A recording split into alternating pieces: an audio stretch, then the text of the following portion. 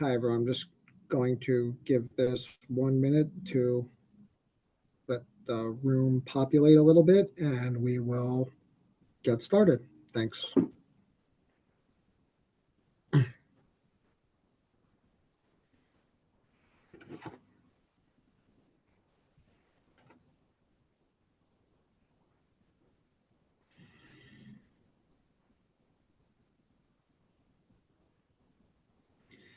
All right.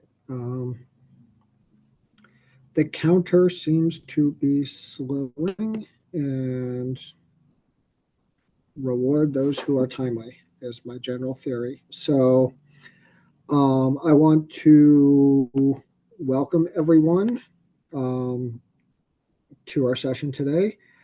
Thank you very much for joining us. I know that this is a topic that has sparked a tremendous amount of interest. Some substantial changes to the program over the course of the past few weeks and in this budget. Many changes we did not see coming, and I will get a little more into that. I want to kind of apologize a little bit up front for not having some of this information and this webinar sooner. Hopefully justifiably so. Myself and our team needed a breather right after the budget passed. And then we ran into the Passover holiday, and we wanted to make sure that we were respectful of the holiday. And so we pushed this out till today. So with that said, let's kind of dive into this. For those who are not familiar, I am Brian O'Malley, Executive Director of Consumer Directed Action of New York, the political arm of the Consumer Directed Personal Assistance Association of New York State. We work to advance the consumer directed program in the state. We advocate to make it stronger and fight to improve it for the consumers who utilize the program as well as the FIs who administer it. Throughout this budget process, many of you heard from us often about a host of bad proposals, and we're going to kind of clue you in as to what happened and give some beginning details on where we go next. So with that said, I'll kind of dive into this slide deck here, and just a little bit of housekeeping. This is a webinar and not a meeting. Everyone's muted by default. So, just for context, this is our largest attended event ever. We have close to 500 people registered. So we will not be able to unmute people.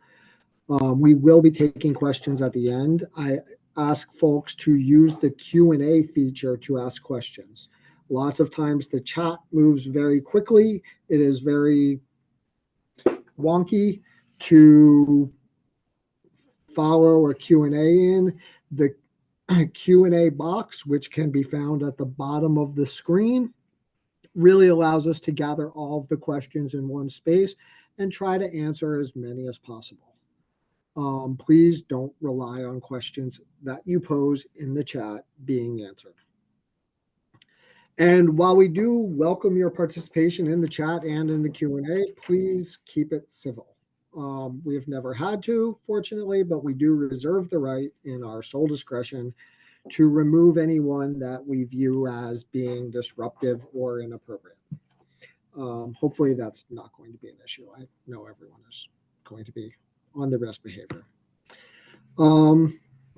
So in the context of the old game show, and I might be dating myself, let's make a deal. That kind of summarizes what this budget process is, right? It's the art of the deal. What did the governor say she wanted? And she started with door number one in her original budget proposal, and that was just, let's make it so that PAs, personal assistants in the consumer directed program are second class home care workers who don't have access to wage parity. We'll cut the wages of those PAs, and that's specifically in New York City, Long Island, and Westchester by $1.55 per hour. So that was what we were originally faced with at the end of January when she unveiled her budget proposal. In the 30-day amendments, which you might have heard me say before if you've been on past webinars, are supposed to be technical amendments that fix the inevitable things you get wrong when preparing close to a 10,000 page budget over the course of all of the different budget proposals. She made a number of different proposals, opening up door number 2. She said, we want to eliminate designated representatives, essentially taking 40% of the program out of the program. She wanted to enact weekly and daily limits on the number of hours that PAs could work. She wanted an undefined structure of fiscal intermediaries with undefined limits of how many could operate and what types of agencies could be an FI, and mandatory training for all PAs. So, door number 2 was in association with door number 1. So this was an and, not an or. She retained the wage parity cut and making PAs second-class home care workers, because that wage parity provision of $1.55 in wages or benefits would have continued to apply to those in traditional home care, but not consumer-directed. But she moved on and, opened door number 2 as well. So, what wound up happening in the final budget? Well, what we saw was kind of a bait and switch. While we were all very worked up, and understandably so, about all of these genuinely horrible provisions in her budget and associated 30-day amendments, she, working with legislative leaders, opened door number 3. Notably, door number 3 was behind several other doors that remained closed to the general public, right? This was kind of the old backroom deal, where we learned about it at the last minute after kind of legislative leaders had agreed to it. But this is what we see in the final budget, of one statewide fiscal intermediary that will be implemented on April 1st of 2025. This entity will be chosen through a mini bid without the typical procurement oversight. Procurement being the way in which government goes about soliciting the people it contracts with. The comptroller, who generally is required to review every contract that the state of New York enters into to make sure that procurement rules were followed, that basic ethics were followed, that there's no pay to play in place, and the like, well, that review was removed for the purposes of this contract. The comptroller is prevented from looking at this contract and reviewing this contract. And there are some subcontracts for some entities. And the way the language itself reads says that at least one independent living center will receive a subcontract. There's a thought that was supposed to be maybe all independent living centers, or maybe at least one independent living center per region. But what the language says is one independent living center. And then at least one other entity that has been in existence as an FI since at least 2012. And that is per billing region. Now, we can assume that they mean per FI or home care billing region, and there are 5 of those. The 5 billing regions for FIs are New York City, Long Island and Westchester, the Hudson Valley, upstate urban, and upstate rural. And, the difference is upstate urban. So, Albany County and Rensselaer County, for those of you who are familiar with upstate geography, are not in the same region. Likewise, Erie County and Cattaraugus County are not in the same region. Albany County and Erie County are in the same region because they are urban counties that are generally more expensive to operate in. Rensselaer County and Cattaraugus County are also in the same region. That is the upstate rural. So for the billing region does not inherently make a lot of sense, but also, as was pointed out to us, they don't define billing region within the law. So they might not mean that. They might mean, and they would be allowed to utilize the managed care billing regions, which are upstate, New York City, Long Island, Westchester. There are 2. They might be allowed to use the nursing home billing regions, of which there are 11. It is unclear. And the vagaries of the law make it allow us to know less than we would ideally want to know in this situation. And I think that can be said about a lot of this law overall, right?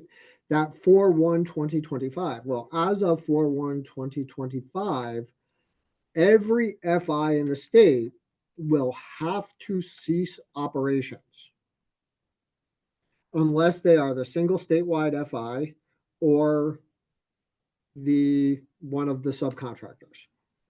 Well, what happens if the state's not ready to move forward as of 4/1/25?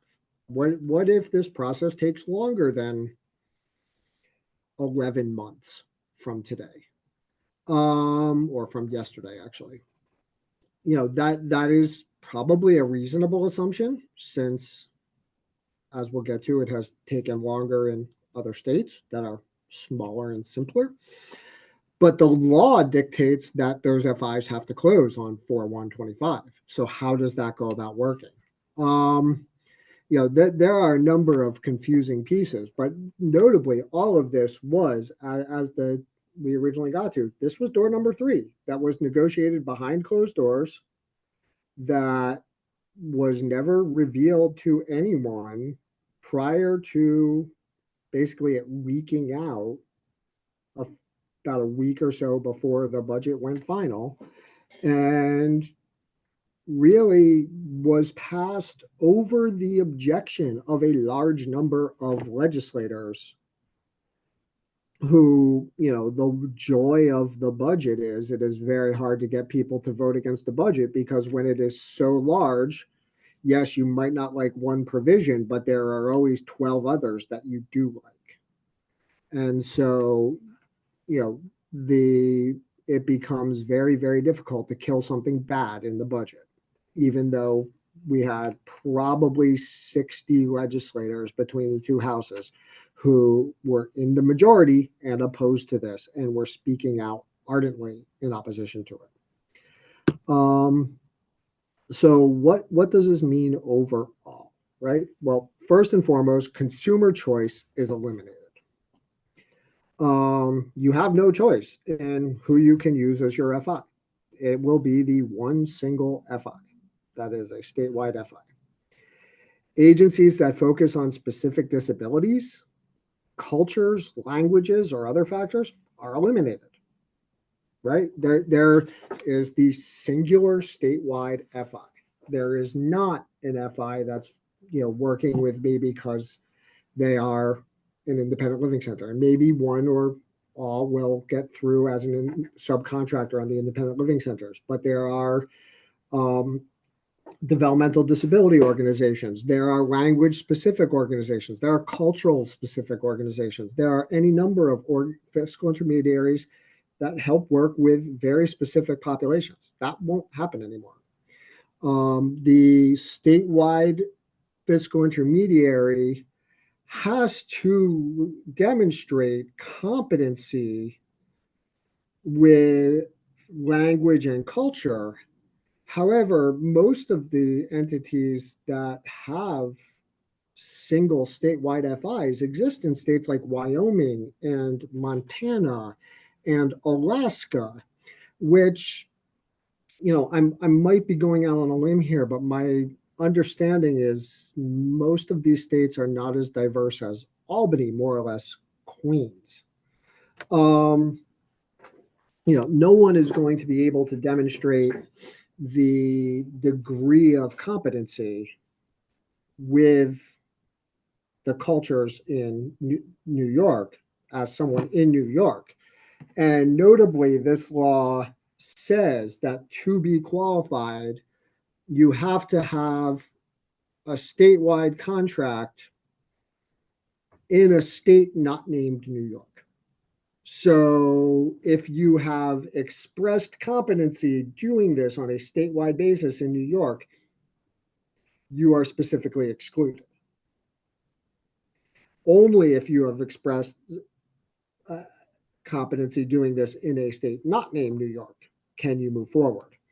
And it is really unclear as to whether or not you have to be a sole statewide FI, or if you can just be operating on a statewide basis in another state. That is unclear, and we think that they meant you have to be a sole statewide FI in another state, and that would really narrow it down to 4 or 5 different entities that would be eligible to bid. And again, can't stress this enough, all of this is supposed to happen by April 1st of 2025. So what needs to happen in the next 11 months in order for this to happen? Well, there's 200,000 plus consumers who utilize this program who will need to be transferred from one of the 600 plus fiscal intermediaries in the state to the statewide fiscal intermediary. And likewise, there are 300,000 plus personal assistants who work for those 200,000 plus consumers who will need to be enrolled in the new single statewide FI. That's medical records will need to be done, EVV enrollment will need to be done, the electronic visit verification, telephony, online platform, and the like. And tax documents and I-9 forms will all need to be conducted for these 300,000 plus personal assistants. That will be a process, right? Like that is not a process that is going to be smooth or easy. It is not a process that we think can reasonably happen in 11 months. In Pennsylvania, they switched 10,300 consumers from PPL to a different sole source FI by a company named Tempus. That process for 10,300 consumers was slated to take 12. It took 18. That was with an enormously expensive campaign to educate consumers and PAs about the change, to help get them enrolled, to walk them through the process of enrolling in the new singular FI. And even then, over 800 consumers, or I'm sorry, over 800 consumers had workers go without wages for periods of 6 to 8 weeks. And over 1,000 consumers had their services interrupted, either because their workers quit because, spoiler alert, most people don't stay at a job when they don't get paid for 2 months, or because they themselves fell through the cracks when this transfer was happening and they were not to be found in the system. And so when workers would call in, they would be met with a voice message of, this case does not exist. We saw the similar experience with the program in Massachusetts, which also went from PPL to Tempest. And they were only serving 7,000 people. But again, it was about 8% of the workers went without wages for 6 to 8 weeks. Hundreds of consumers fell through the cracks and had their services interrupted. And 8% is 800 in Pennsylvania. I did not do the math. You'll have to forgive me. In Massachusetts, when you're dealing with 300,000 workers, 8% is close to 40,000 people, right?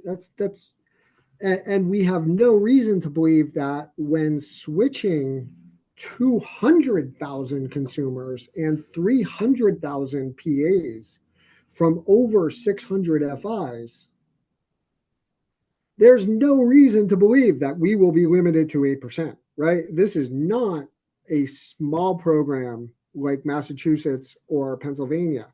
This is not a one-to-one switch like Massachusetts or Pennsylvania. This is a massive program with over 600 entities that they will have to transfer, thousands of whom do not have English as a primary language. And in many instances, the FIs who will be put out of business will have little incentive to cooperate.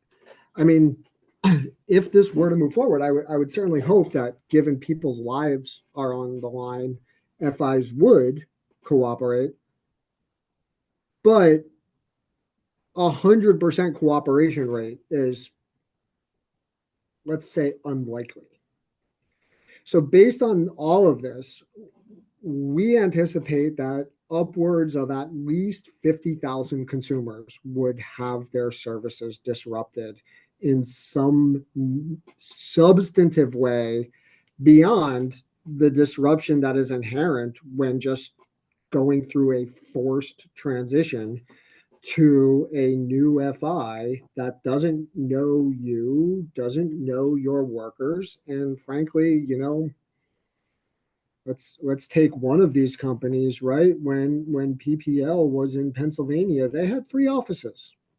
One was in Harrisburg, one was in Pittsburgh, and one was in Philly.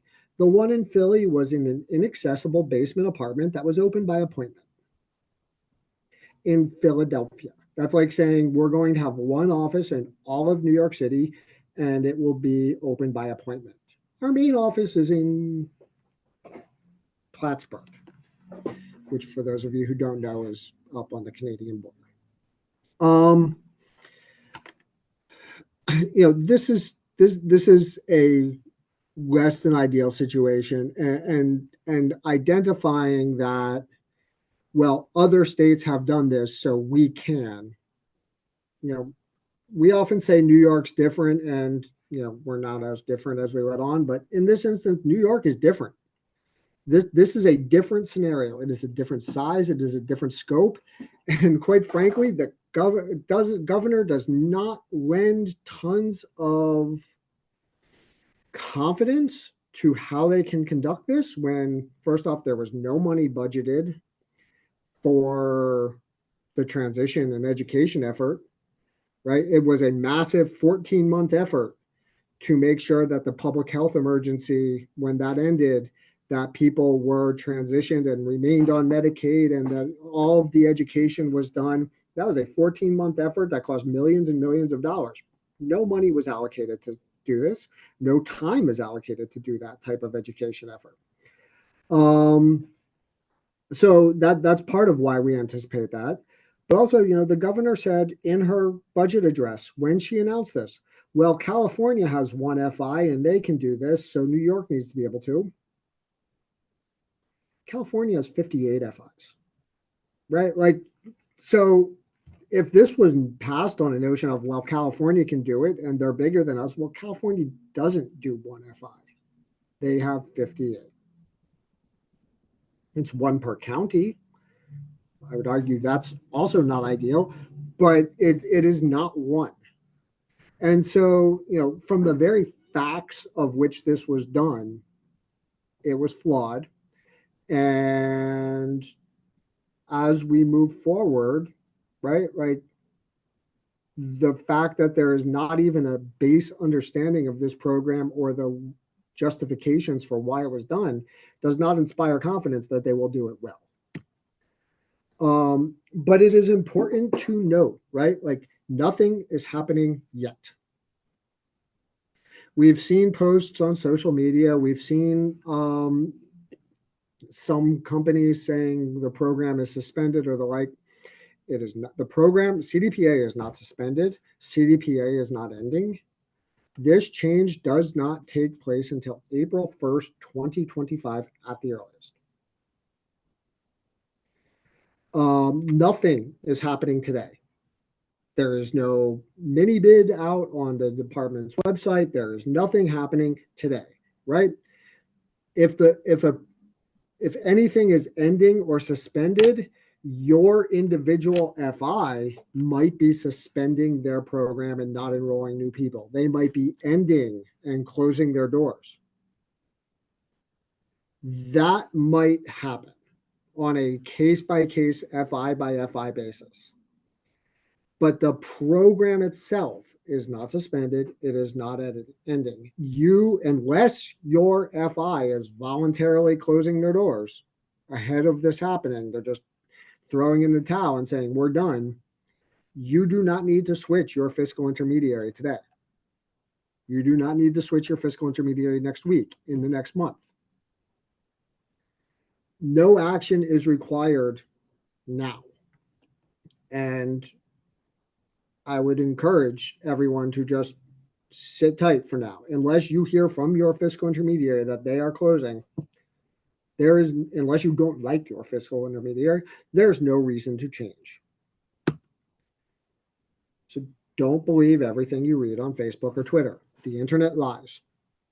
Only act on information that you get from trusted sources. There's us. We will continually have information about what we know when we know it. So that's Consumer Directed Action of New York, Consumer Directed Personal Assistance Association of New York State. Our websites, we will continue to do webinars. We will continue to put out information on this. They're the entity behind this, but if you get something on New York State Department of Health letterhead, read it. The information on it is probably valid. They're not going to send out false information.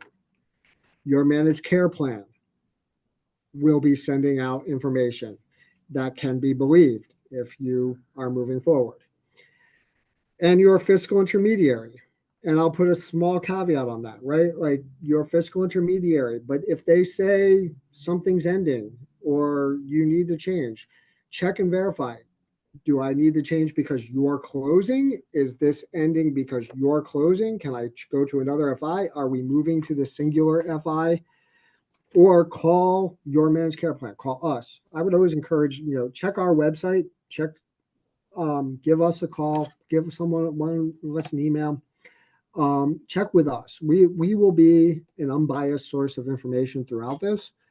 But before anyone ever panics or goes into an array of how am I getting my services tomorrow, call us and reach out to us, and we'll have the best information that we can have. I mean, we are not going to be able to know every fiscal intermediary and the status of every fiscal intermediary in the state. That said, we will have the best information about the progressing of this proposal or lack thereof. As I say, if you see something that doesn't sound quite right, contact us, reach out, go to the website. We're going to be a source of information about this throughout this process. So we will have the most up-to-date information that is possible throughout this process that we are publishing on our website, that we are putting out through emails and the like. And to the putting out through emails and looking at our website, I will also say this is not over, right? This is what the budget said. The budget said we're moving to one single statewide FI. For those who've been paying attention over the last several years, the budget said we were doing a request for offers or a procurement process among the current FIs in the state and moving to, first it was about 30, then it was about 65. Before that, the budget said we're doing an authorization process and we're going to authorize all of the FIs and make sure that they're running the program correctly.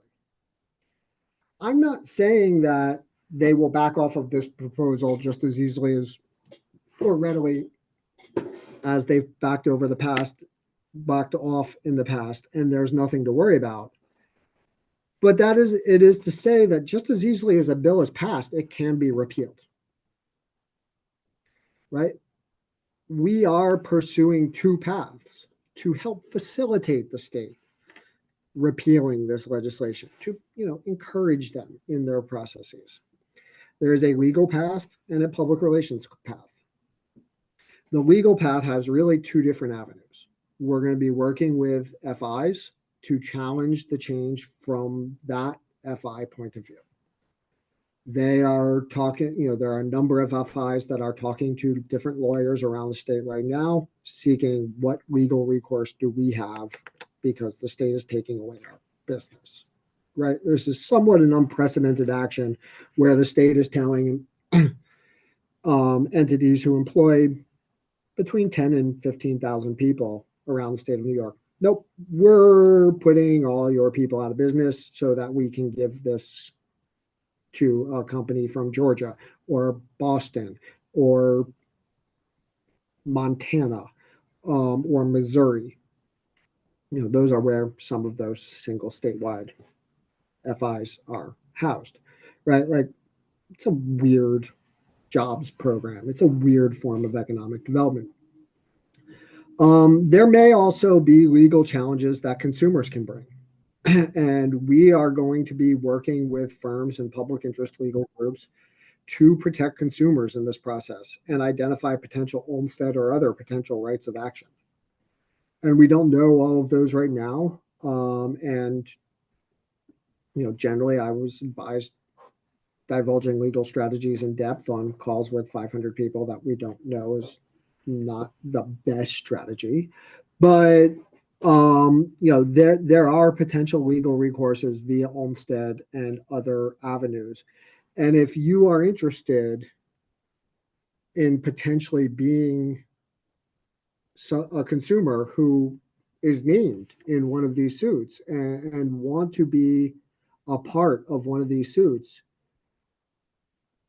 be in touch with us. Let us know this. These are things we will need, right? Like, every lawsuit is looking for the perfect person for that suit. And so being able to identify a group of people who are willing to put their name on a potential lawsuit, and sometimes those suits can be anonymous, right? We can facilitate that in all likelihood. But it is very early in that process. And so we will, be working on that. But these are some of the paths in which we are moving forward. We also need your help no matter what. We are going to be pursuing this from a public relations, from a communication standpoint as well. We are going to be looking for stories. Why is your FI important to you? Why is fiscal intermediary choice important? Um, did your FI do something in particular that helped you succeed in this program that has made it possible for you to work? Did you have a negative experience with another FI, and that was why it was important that you had a choice of different FIs to go to a new one? We don't want to badmouth one FI, but speaking of the potential of the choices, everyone choice exists for a reason, right? Like very few people love their power company. Very few people love their cable company. Monopolies generally are not popular. They don't have a ton of incentive to provide strong customer service. And when dealing with healthcare services, that's not just annoying, it can be devastating from a health point of view. Also, sign up to get updates on Sedani activities. We will be, there will be emails that share information, right? And that is just, hey, this is what's going on. We will be having protests. We will be having lobby days. We will be having local events. We'll be doing more that I can't necessarily think of right now. You can sign up. There's a website right there. You can sign up and get those emails, keep up to date on what's going on, and join. By all means, you don't need to be a member to get the information, sign up, but our strength is in our numbers. The more people we can say we are representing, the stronger we are. By joining, you can help build our strength, make sure that New York hears from you, from consumers, and not just 1199 and the hospitals and nursing homes and whatever single statewide FI companies come in from Missouri or Georgia or Montana to bid on this, right? Like this program is about consumers, right there. First word in the name of the program, right? You need to have your say. And you can do that by being a part of our organization, by being a part of what can be your organization, and help shaping these messages, help shaping really what we're doing. So this fight will continue. If folks are new to us, you can ask those who have been with us for a while. We're not shy of a fight. We'll pick fights with the governor. We'll pick fights with the department.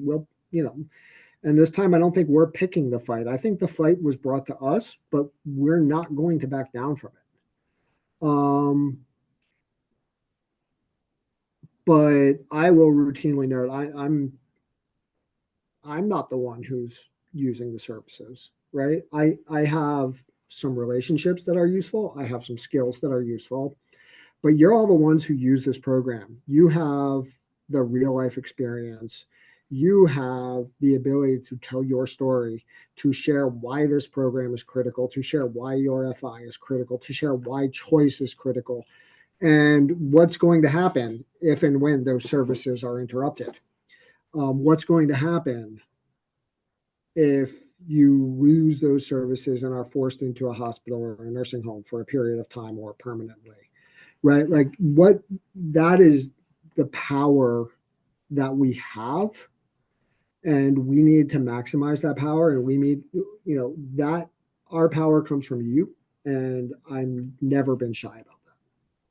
So at this point, we can really open this up for questions. We have about 20 minutes left, and I'll try to get to as many as we can. Coming back into the webinar here.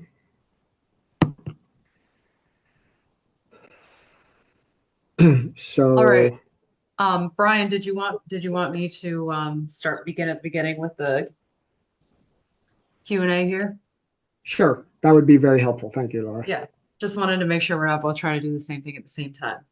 So we had quite a few questions come in, and I'm going to do my best to consolidate those into one question, but it's really, people would like to know how we can continue to pressure our legislators to continue to advocate against this policy, and some folks have asked whether there are certain members we should concentrate on, or whether it's more beneficial for everybody in their individual districts to speak with their legislators, and also whether there's anything that can be done before session ends this spring.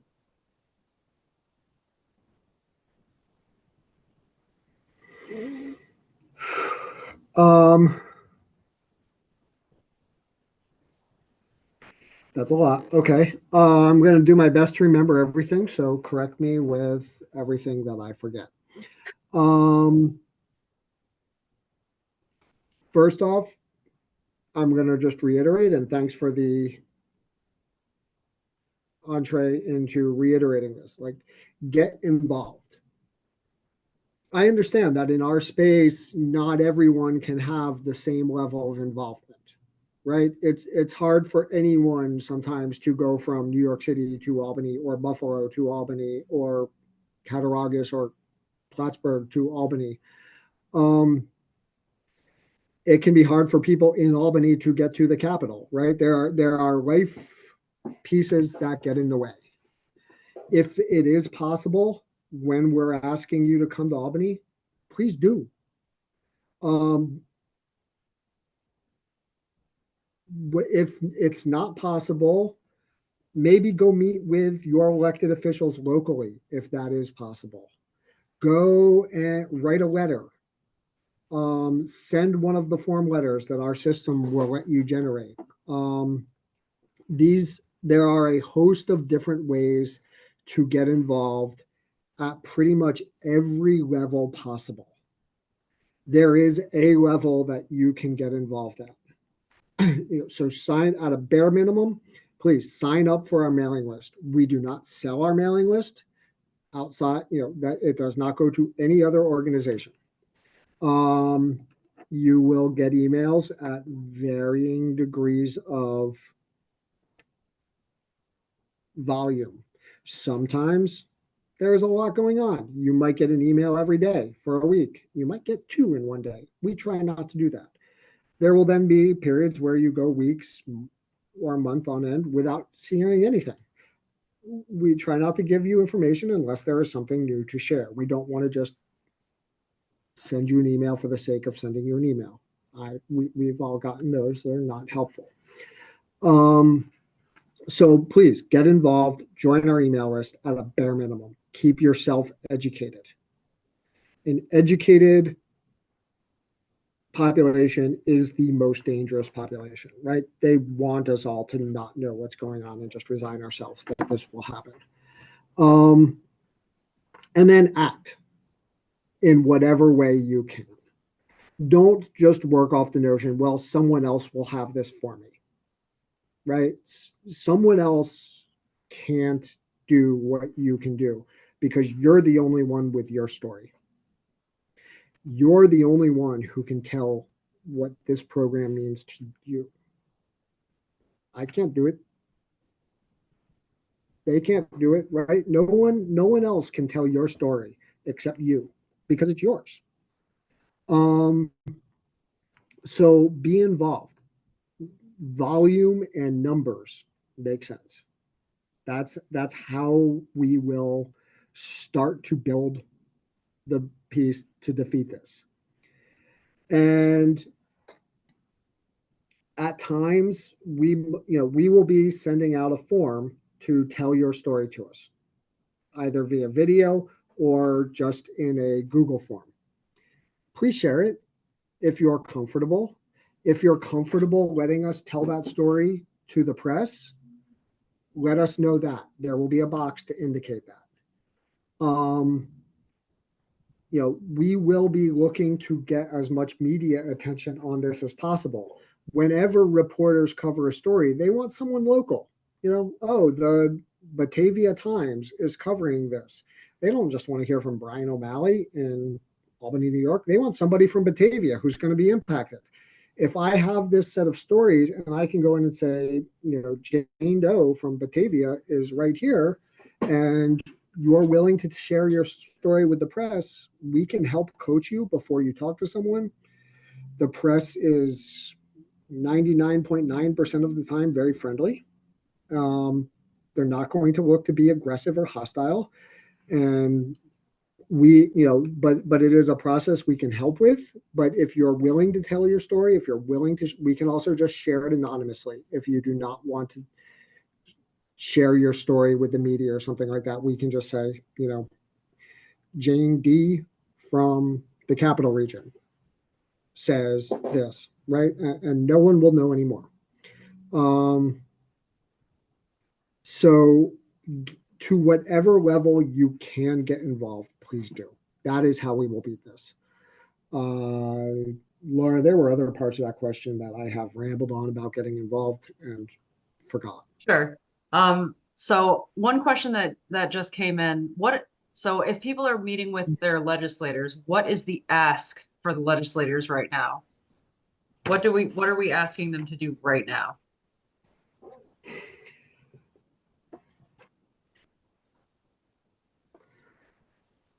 So, I'm going to be honest. The odds of repealing this, today is May 2nd, 3, 7, 11, 14.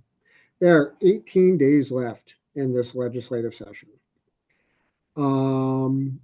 The governor had put $200 million in savings on this in this state fiscal year, which means that the state budget assumes this will have $200 million in savings to New York, despite not going into effect until April 1 of 2025, which is, for those who aren't aware, the start of the next state fiscal year.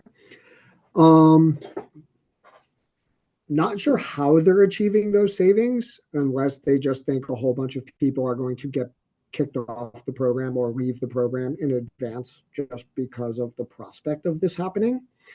That's realistically the only way to do that. But the odds of getting something through and signed by the governor that undoes this are small to non-existent in this year. I don't see it happening. We had a large number of legislators who were supportive of us, who did not want to do this. They got overruled. And even if we got both houses of the legislature to pass a bill, we would need to get the governor to sign it. And that's unlikely, given a $200 million budget hit, even if it is fictional.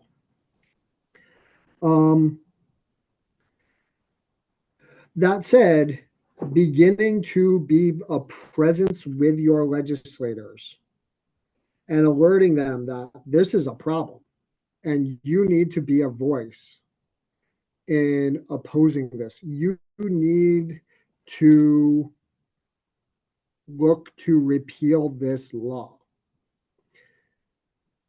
will only amplify our message, right?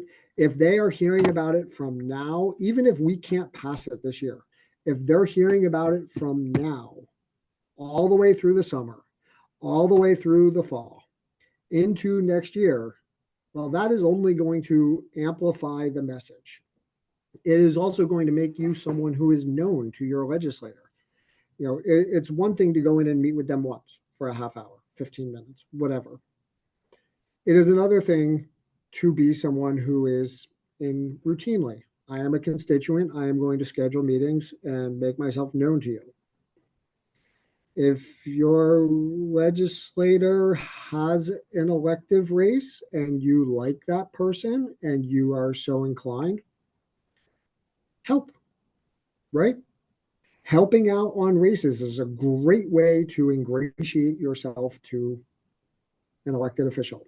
You help them keep their job, or help someone else take their job, whichever, as the case may be. That is a fantastic way to get yourself known, though, to elected official. We are not getting involved in any races as of right now. I'm not advocating for or against any particular candidate. but it is an option that is out there to get yourself involved and build relationships with your elected officials or potential elected officials, as the case may be. And just build that relationship. I think the ask would be repeal this law. I have to have practicalities of governance when I go in and meet with them. That's kind of my job. They expect me to know certain things. There's no reason you have to just say that you can't say, I want you to repeal this. I don't care about the practicalities that there's 17 days left in session. I don't care about the fact that the governor won't sign it. I don't care about any of that. I'm your constituent. I want you to repeal it. That is, they need to be hearing that from people. That will drive some of this support.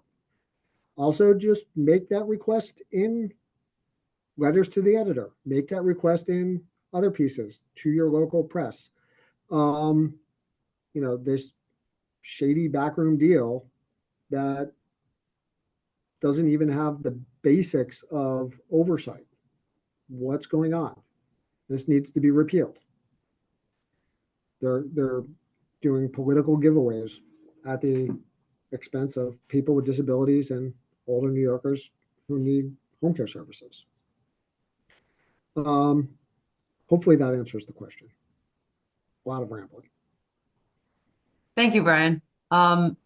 So we also had a couple of questions come in regarding whether we know at this point how the White House call for transparency will impact the change, as well as, sorry, I'm scrolling down.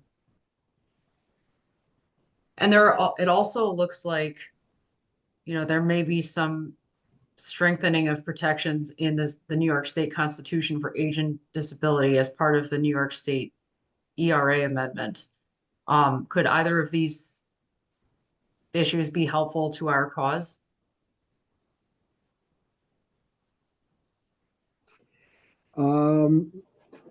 Non-lawyer Brian is going to flag the second issue and speak to attorneys about it, but not necessarily opine on it here because I don't know.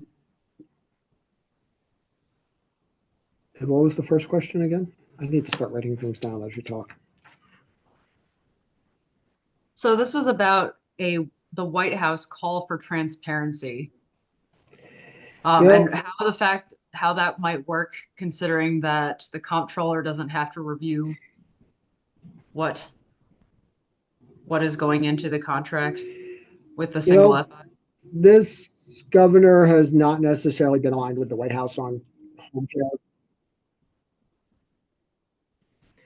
So this governor has not necessarily been aligned with the White House on matters related to home care in general.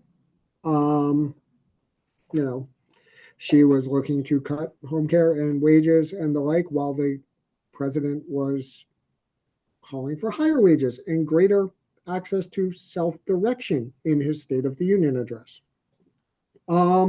So there's been a lack of alignment in general there. I think, are there avenues of going to Washington to ask for support? Sure, we're going to take every possible approach that we can possibly take to prevent this from happening. Not necessarily something I like relying on other people, right? I asked y'all not to rely on other people to do, the work that you might be doing individually. And we don't want to rely on Washington to do the job we need to do. I have CMS might do this, but the fact of the matter is there are other states with one FI, and CMS will in all likelihood approve this if it actually gets to that point.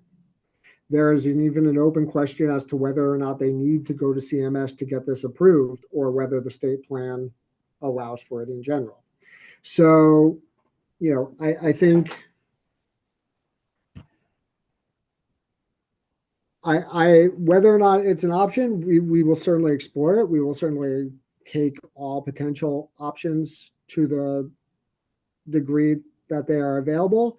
But our strongest option is the budget process next year. It is moving forward throughout the next 11 months to undermine this, show them that this is a bad idea, both from a policy perspective and from a political perspective.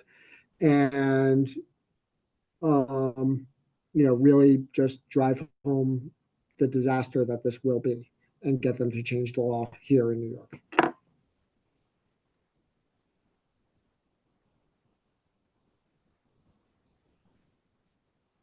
Thank you.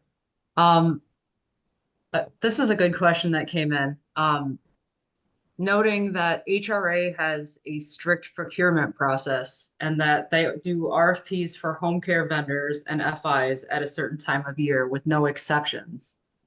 So will New York State be forcing HRA, which is the New York City Human Resources Administration, which does fee-for-service Medicaid in New York City? Can New York just force them to contract with the single statewide FI? Yes. And so will the same also apply to all local departments of social services? Yes. There is a clause in the law that says all managed care plans and all local departments of social service, including HRA, must contract with the single statewide fiscal intermediary. Which, if you're a monopoly, is a fantastic clause to make you lots of money. And I'm not entirely sure how it saves money.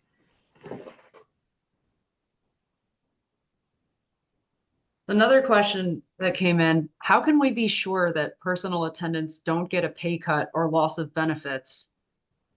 If they have sick time accrued, health insurance, etc., obviously consumers and designated representatives don't want their workers to lose any of that, and because they cannot afford to lose more caregivers.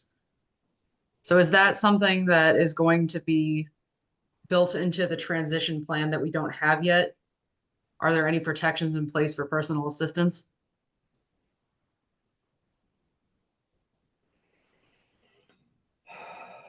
That's a valid point, and one of the many things that I think was not considered as this was moving forward.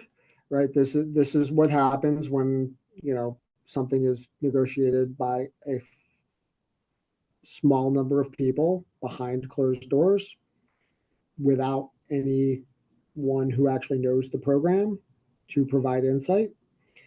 You wind up with a bunch of holes.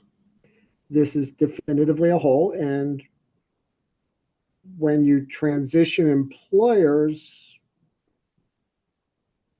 generally things like sick time and PTO do not transfer. I don't know if there is a legal mechanism where the state could make them transfer or not. And that is certainly something that is likely to be of further harm, but something that we will call out.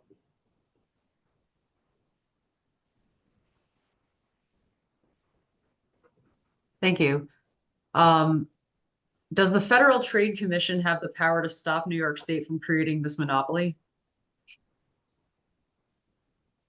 No, you can have government sanctioned monopolies. I mean, in most places, maybe not throughout all of New York, but in most places, your power company is a monopoly. The cable company is a monopoly. The government has the ability to authorize monopolies. Major League Baseball is a monopoly authorized through government.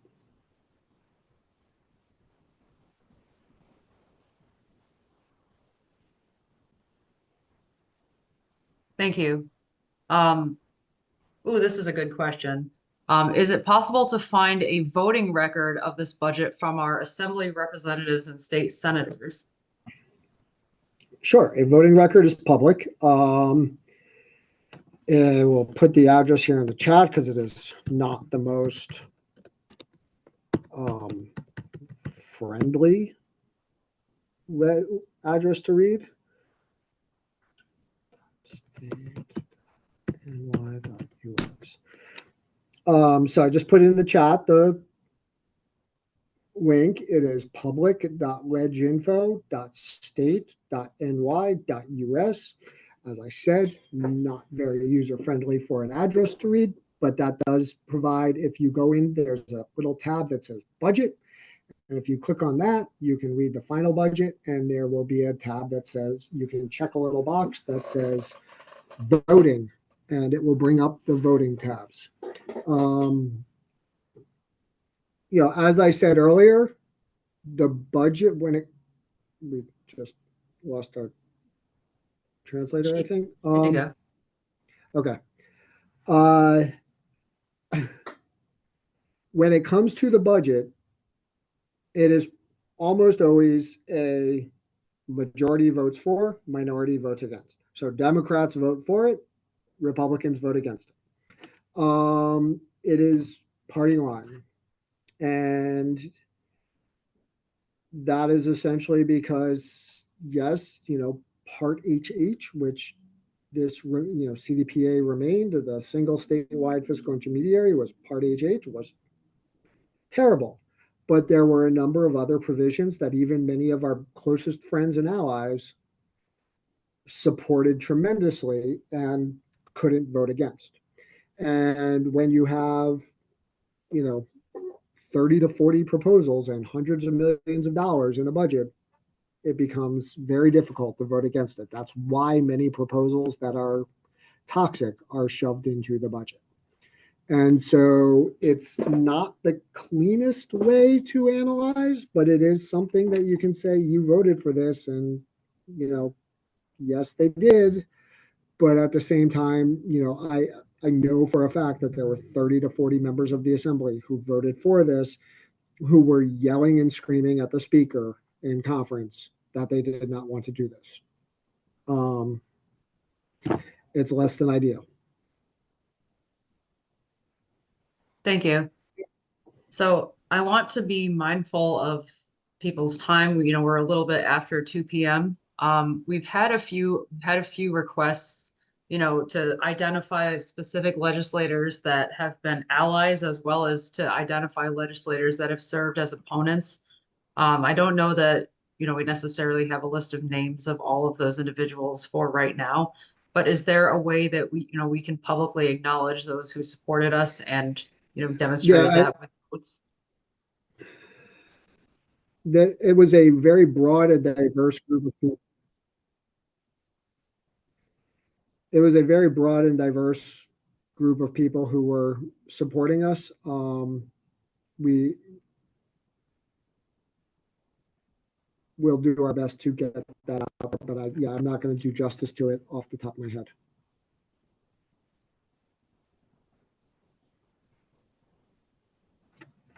Am I still on those Zoom? Yes, you are. Okay. Has anyone calculated the cost of this transition? And can we offer the legislature and governor a better, more efficient and economic plan?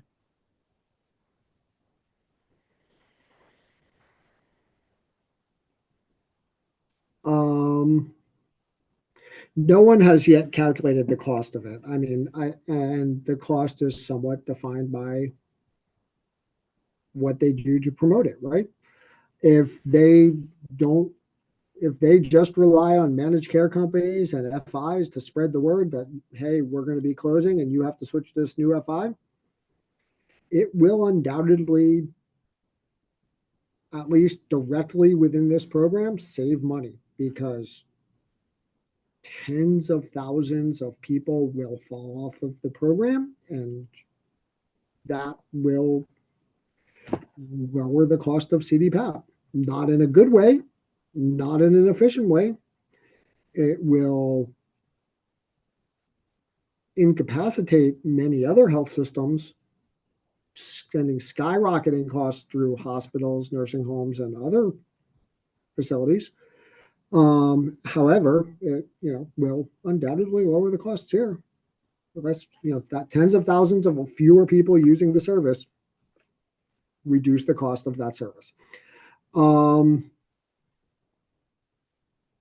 That said, we will be working to come up. We provided other possible solutions throughout the budget process. We will be working to continue to tweak them, and promote them, and see if there are other sources of savings and the like that we can come up with. But right now it is all hands on deck. This has to go. We need to kind of stop this RFO or P or whatever mini bid contracting process from happening, and then move forward with, well, here's the solution.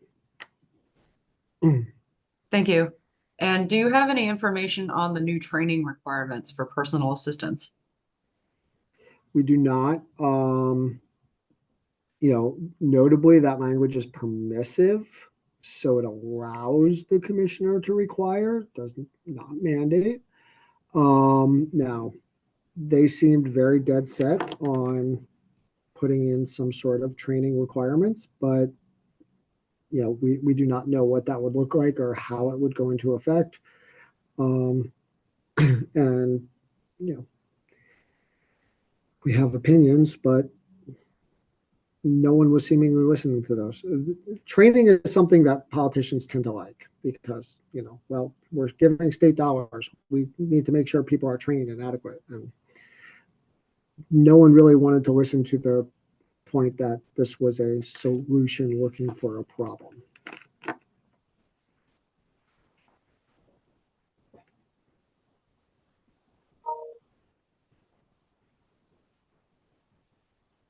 Thank you. I'm just going through what we have in terms of the Q&A. Someone highlighted that regarding training for PAs that, it's possible that we can advocate that they must do it through regulations with public comment. Yeah, I mean, look, we will look to everything should be as open and transparent as possible. If they're going to go through it, we would argue that any training should be directed by the consumers, that any training should be targeted and specific. Why am I going to get trained on vent care if the person that I'm providing services for doesn't have a vent? And, why am I going to get trained on stroke care if the person that I'm providing services for hasn't had a stroke? There's a host of pieces in there, and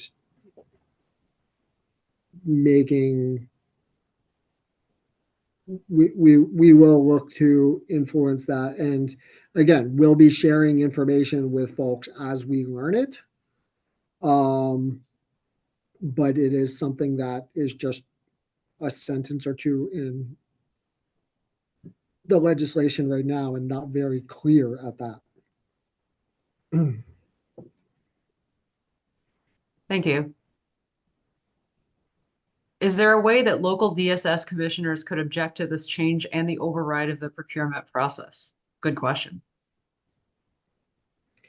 If local DSS commissioners and county executives and mayors are inclined to object to this, then certainly reaching out to the Department of Health, reaching out to the executive, reaching out to NYSAC, the Association of Counties, all of that and more. I'm not familiar with all, this. I know that the Area Association on Aging was very opposed to this throughout in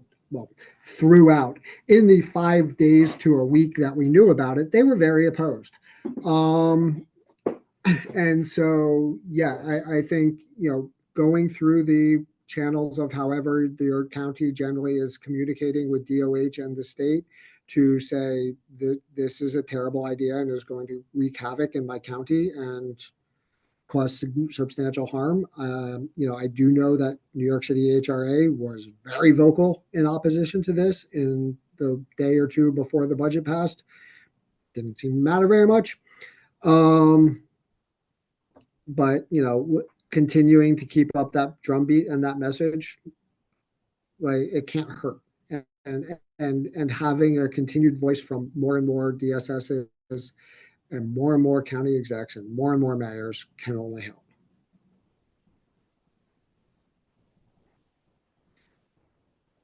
Thank you. And finally, there were a few. This was asked a few different ways, but I think there were really some questions as to whether or not the governor already had somebody specifically in mind when they decided to go with the one single statewide fiscal intermediary. Is that something that we have any knowledge on?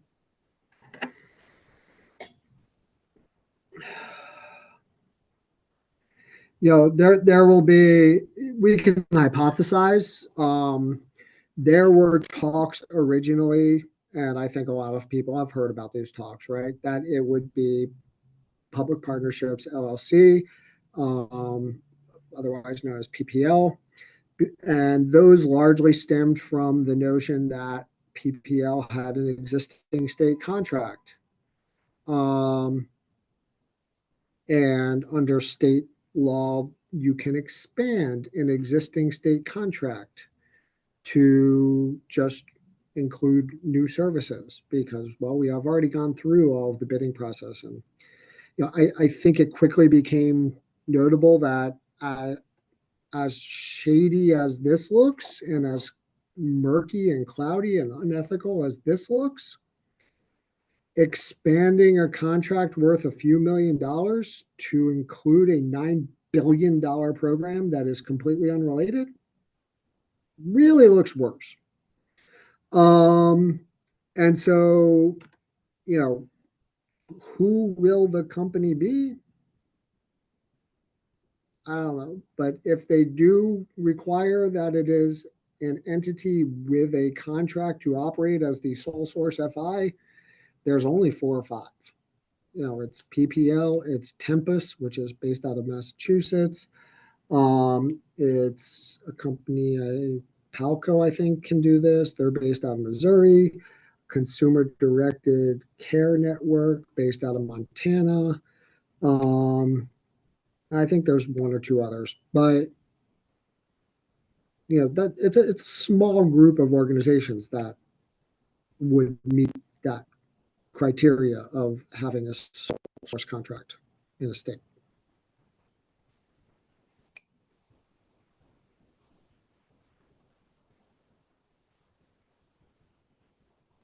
Thank you. And just there was a question, somebody was looking for the voting record page. They were looking for a specific bill number. Just click on the budget tab. If people just click on the budget tab in that link that we put in, it will say health and mental hygiene article 7 and go through that and the voting records should be there.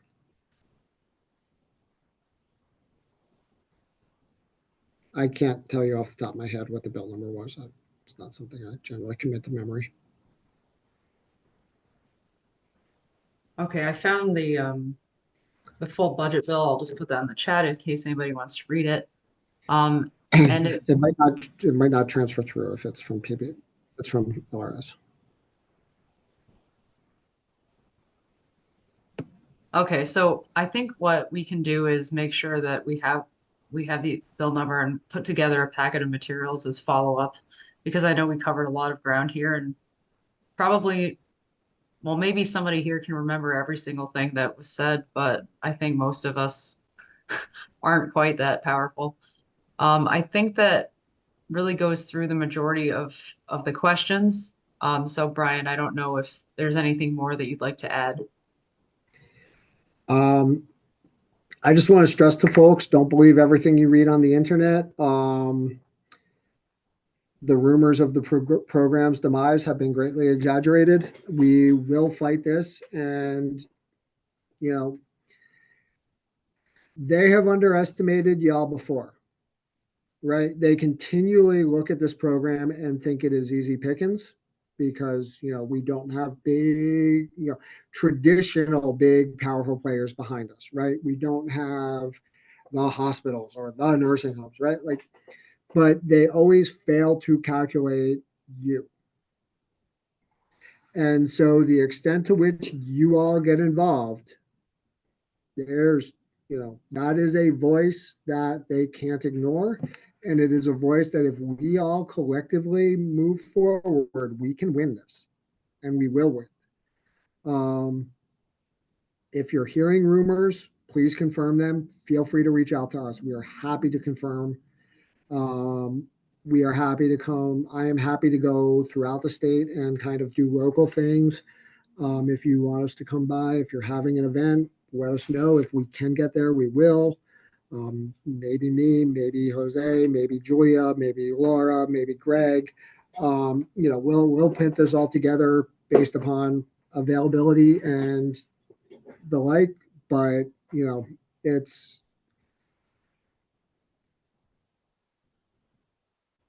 this is the beginning of the fight. It's not the end. And don't believe everything you read on the internet. Check things, fact check, and if you see things that need to be kind of swatted out, feel free to reach out to us, and we will facilitate that too.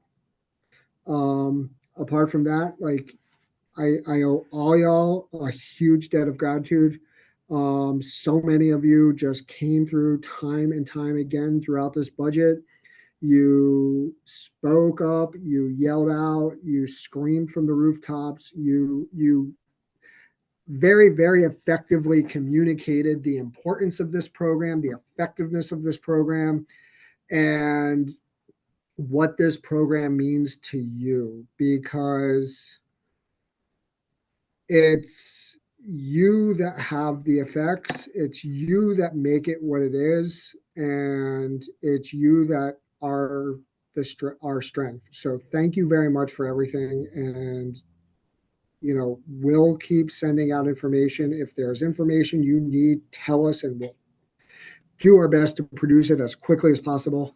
And beyond that, thank you, and y'all have a wonderful spring day and enjoy it for the 2 weeks of spring we get here in New York, because before it comes like 95 and humid as hell. So thank you very much, and take care.